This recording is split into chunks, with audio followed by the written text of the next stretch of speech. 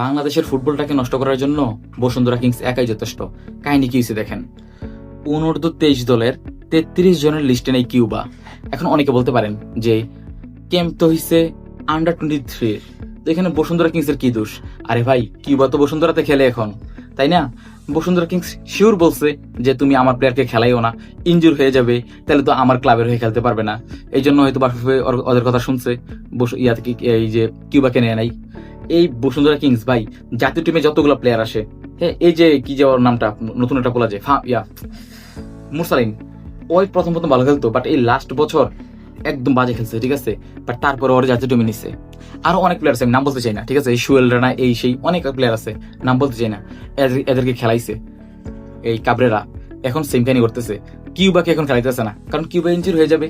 এই বসুন্ধরা কিংস ভাই সবকিছুর মূলে এই সিন্ডিকেট তৈরি করেছে বসুন্ধরা কিংস। আর কিছু পাতি কোচ আছে, নামমাত্র কোচ, ভালো প্লেয়ার ছিল, বাট কোচ হিসেবে এরা শিট।